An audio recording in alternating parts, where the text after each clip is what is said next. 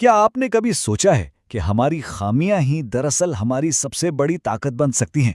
आज हम जिस क्लासिक कहानी का तफसीली जायजा ले रहे हैं वो बज़ाहिर तो दो घड़ों की एक बड़ी सादा सी कहानी लगती है। लेकिन जरा ठहरिए, इसमें हमारी कद्र कीमत और ये जो हम हर वक्त परफेक्ट बनने की दौड़ में लगे रहते हैं ना, उसके हवाले से एक जबरदस्त और लाजवाल सबक छुपा है। हम अक्सर मान लेते हैं कि बस जो चीज़ बिल्कुल मुकम्मल और बेऐब है सिर्फ वही काम की है, लेकिन क्या वाकई ऐसा है? चलें एक मेहनती किसान और उसके दो घड़ों के रोजमर्रा के सफर के जरिए इस बात की गहराई में उतरते हैं। क्या कोई खामी, कोई नुक्स वाकई एक शाहकार बन सकता है? ठीक है, चलें इस पर बात करते हैं। ये एक ऐसा सवाल है जो हमारी रोजमर्रा की सोच को, हमारे माइंडसेट को सीधा चैलेंज करता है। हम एक ऐसी दुनिया में जी रहे हैं जहां बस हर चीज में परफेक्शन चाहिए, है ना? बेऐब होना ही जैसे जिंदगी का आखिरी मकसद बन गया हो। लेकिन जरा सोचें, जब हम इस परफेक्शन की थका देने वाली दौड़ से एक कदम पीछे हटकर देखते हैं तो क्या होता है।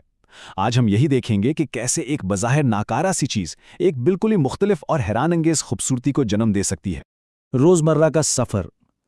तो कहानी शुरू होती है एक बहुत ही मेहनती किसान से।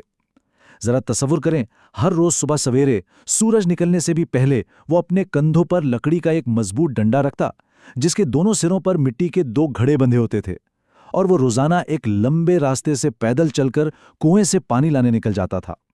एक इंतहाई सादा लेकिन रोज की मुसलसल मेहनत वाली जिंदगी। अब इन दोनों घड़ों में एक बहुत ही वाज़े और बड़ा फर्क था। एक घड़ा तो बिल्कुल परफेक्ट था, बिल्कुल हमवार, हर तरह के नुक्स से पाक और पानी से लबालब भरा हुआ था, और जाहिर है उसे अपने इस बेऐब होने पर बड़ा गुरूर था। दूसरी तरफ जो हमारा दूसरा घड़ा था ना, उसमें एक छोटी सी दरार थी, जिसका नतीजा ये निकलता था कि जब तक किसान घर पहुंचता उसका आधा पानी रस्ते रस्ते गिर चुका होता था। वो अपनी इस खामी की वजह से बेचारा हमेशा खामोश सा रहता था। खामी का बोझ। आप जानते हैं, वो टूटा हुआ घड़ा हर रोज अंदर ही अंदर एक खामोश सी तकलीफ सहता था।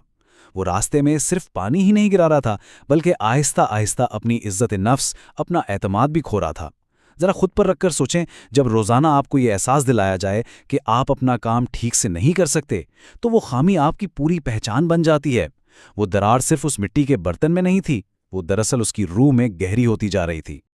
और वो जो परफेक्ट घड़ा था ना, वो अपने गुरूर में बिल्कुल अंधा हो चुका था।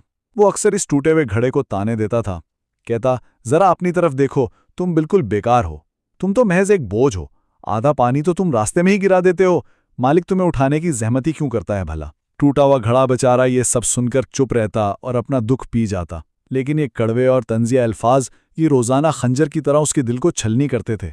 इस रोज रोज के तंज ने उसे वाकई ये यकीन दिला दिया था कि वो किसी काम का नहीं रहा। फिर एक दिन ऐसा आया जब इस टूटे हुए घड़े से अपने इस शदीद शर्मिंदगी का भारी बोझ मजीद सहा नहीं गया। उसी धूल भरे रास्ते पर चलते हुए कड़ी धूप में उसके पहलू से पानी के साथ साथ जैसे आंसू बहने लगे। उसने कांपती हुई भारी आवाज में किसान से कहा, मालिक, मुझे बहुत अफसोस है, प्लीज मुझे माफ कर दें। मैं इतना टूटा हुआ और बेकार हूं, आप इतनी दूर से पानी लाते हैं, इतनी मशक्कत करते हैं, और मेरी इस एक दरार की वजह से आपकी आधी मेहनत जाया हो जाती है।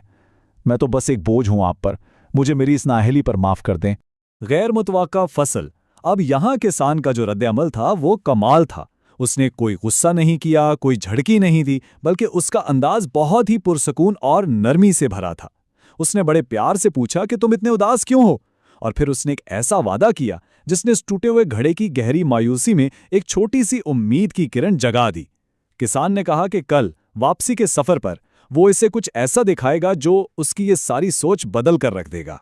चलें, यहां हम एक लम्हे के लिए रुकते हैं। जरा सोचिए, एक अमली सोच रखने वाला मेहनती किसान जिसे अपने घर के लिए पूरा पानी चाहिए, वो एक ऐसे घड़े को आखिर क्यों संभाल कर रखेगा जो रोजाना अपना आधा बोझ रास्ते में ही गिरा देता हो। लॉजिक तो यही कहती है ना कि उसे फेंक दे और मार्केट से एक नया परफेक्ट घड़ा ले आए। लेकिन इसने ऐसा बिल्कुल नहीं किया। आखिर क्यों? यकीन माने, इस क्यों का जवाब हमें परफेक्शन और हमारी खामियों के बारे में एक बहुत ही जबरदस्त सबक देने वाला है। अगली सुबह ठंडी और ताज़ा हवा चल रही थी, परिंदे चहचहा रहे थे। वापसी के सफर पर किसान ने दोनों घड़ों से कहा कि जरा पगडंडी के किनारों पर गौर करो। टूटे हुए घड़े ने जब नीचे देखा तो हैरत से उसकी सांस रुक गई। उसने देखा कि रास्ते के बिल्कुल उसकी वाली साइड पर बेहद खूबसूरत और रंग बरंगे फूल खिले हुए थे। वो फूल सुबह की हवा में झूम रहे थे और उनकी पत्तियों पर शबनम के कतरे चमक रहे थे। सच बताऊं तो कुछ देर के लिए वो अपना सारा दुख दर्द ही भूल गया। रास्ते के दोनों अतराफ में जो फर्क था वो वाकई हैरानकुन था। टूटे हुए घड़े की तरफ जिंदगी थी, शोख रंग थे, फूल ही फूल थे, और दूसरी तरफ यानी कामिल घड़े की साइड पर वहां सिर्फ खुश्क और बंजर जमीन थी और बिखरे हुए पत्थर। ये देखकर वो परफेक्ट घड़ा तो बिल्कुल कंफ्यूज हो गया कि ये क्या चक्कर है। लेकिन घर पहुंचते पहुंचते हमारा टूटा हुआ घड़ा फिर से उदास हो गया, क्योंकि आज फिर उसका आधा पानी रास्ते में बह चुका था। और तब किसान मुस्कुराया। उसकी मुस्कुराहट बिल्कुल वैसी थी जैसे घने बादलों के पीछे से अचानक धूप निकल आए। उसने बड़े प्यार से टूटे हुए घड़े को देखा और कहा, क्या तुमने गौर नहीं किया कि वो खूबसूरत फूल सिर्फ और सिर्फ तुम्हारी तरफ खुले थे? पता है क्यों?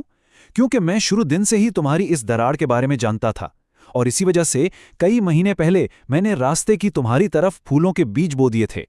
तुम रोजाना अनजाने में ही सही उन्हें अपने रस्ते हुए पानी से सैराब करते रहे, और आज तुम्हारी इसी दरार, इसी खामी की वजह से ही ये खूबसूरती इस रास्ते पर मौजूद है। दो मुख्तलिफ मकासद। किसान ने उसे समझाया कि वो जो पानी कतरा कतरा गिर रहा था ना, वो ज़ाया बिल्कुल नहीं हो रहा था, बल्कि वो तो जिंदगी बांट रहा था। उस एक खामी के बदौलत खिलने वाले इन फूलों ने वहां से गुजरने वाले कितने ही थके हारे मुसाफिरों को सुकून दिया, बच्चों को मुस्कुराहटें दी और खुद किसान का दिल खुश किया। वो खामी दरअसल एक बहुत बड़े और बहुत ही खूबसूरत मकसद को पूरा कर रही थी। ये सब सुनकर परफेक्ट घड़े का वो सारा हुरूर, वो सारी अकड़ एक सेकंड में खाक में मिल गई। उसने बड़ी शर्मिंदगी से सर झुका लिया और एतराफ़ किया कि वो अपने आप को परफेक्ट समझने के जोम में कितना अंधा हो चुका था। उसने अपने दोस्त यानी टूटे हुए घड़े से माफ़ी मांगी। उसने कहा, जब मैं अपने गुरूर के नशे में था, तुम खामोशी से एक ऐसी खूबसूरती तख्लीक कर रहे थे जो करना मेरे बस की बात ही नहीं थी। उसे समझ आ गई थी कि किसी को भी उसकी खामी या नुक्स की बुनियाद पर जज करना कितनी बड़ी और अहमकाना गलती है। और यूं इस कहानी के इख्तिताम पर दोनों घड़ों को अपनी अपनी असल कदर कीमत का एहसास हो गया। टूटे हुए घड़े ने बड़े दिल का मुजाहरा किया और अपने साथी को माफ़ कर दिया। अब वो एक दूसरे के मुतमुकाबिल नहीं थे, बल्कि सच्चे दोस्तों की तरह एक साथ सफ़र करते थे। कामिल घड़ा अब पूरी आजिज़ी के साथ अपना काम करता, और टूटा हुआ घड़ा अब बगैर किसी शर्मिंदगी के बड़ी खुशी खुशी अपनी खामी के जरिए रास्ते को खूबसूरत बनाता। दोनों की अपनी अपनी जगह ज़रूरत थी और दोनों ही बेहद अहम थे। हमारी छुपी हुई खामियों को नए जाविये से देखना।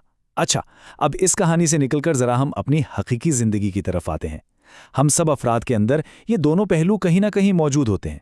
कभी हम खुद को हर लिहाज से परफेक्ट और सबसे बेहतर महसूस करते हैं, और कभी बिल्कुल इस टूटे हुए घड़े की तरह अधूरा और नाकारा। ज़रूरत इस बात की है कि हम अपनी इन नाम नेहाद खामियों को एक बिल्कुल नए जाविये से, एक नई नज़र से देखें।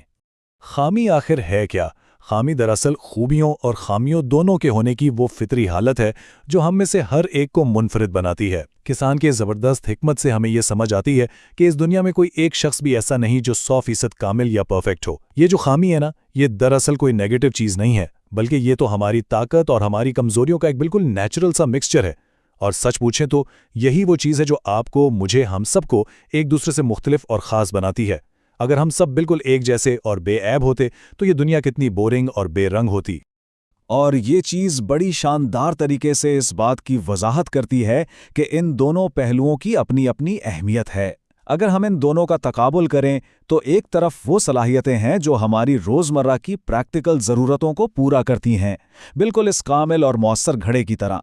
लेकिन दूसरी तरफ हमारी वो खामियां और कमज़ोरियां हैं जो हमें बज़ाहिर नापसंद होती हैं, लेकिन वही खामियां हमारे इर्द गिर्द के माहौल में एक ऐसी गैर मुतवक्का हमदर्दी, एक ऐसी खूबसूरती और एक ऐसा मुनफरिद रंग भरती हैं जो किसी और तरीके से पैदा करना नामुमकिन था। तो इस पूरे जायजे से जो सबसे अहम बातें हमें सीखने को मिलती हैं वो बिल्कुल क्लियर हैं। पहली बात, कभी भी लोगों को उनकी खामियों और कमज़ोरियों की बुनियाद पर जज मत करें। दूसरी, अपनी ज़ात की उन खामियों और इम्परफेक्शंस को खुले दिल से कबूल करें जिन्हें हम अमूमन छुपाने की कोशिश करते हैं। तीसरी, याद रखें कि आपकी बज़ाहिर नज़र आने वाली खामियां भी किसी बहुत ही खूबसूरत मकसद के काम आ सकती हैं। और आखिरी और सबसे अहम बात, अपना मुवाजना दूसरों से करना बिल्कुल फजूल और बेवकूफ़ी है। किसी की ताकत को उसके गुरूर का बायस नहीं बनना चाहिए और किसी की कमज़ोरी को उसकी शर्मिंदगी का नहीं। चलें, आखिर में मैं आपको एक बहुत ही अहम सवाल के साथ छोड़े जा रहा हूं। ज़रा सोचिए, हमारी अपनी शख्सियत की जो दरारें हैं, जो हमारी नाम नेहाद खामियां हैं, वो हमारे इर्द गिर्द मौजूद लोगों की ज़िंदगियों में खुशी और खूबसूरती के फूल कैसे खिला रही हैं। हम सब में कोई ना कोई दरार ज़रूर है, लेकिन शायद हम अनजाने में ही सही उसी दरार के जरिए अपने इर्द गिर्द की दुनिया को कुछ ऐसा दे रहे हैं जो कोई और नहीं दे सकता। अपनी इन खामियों को पहचानिए, उन्हें गले लगाइए और अपनी इस मुनफरिद अहमियत को जानिए जो इस दुनिया में सिर्फ और सिर्फ आपकी है।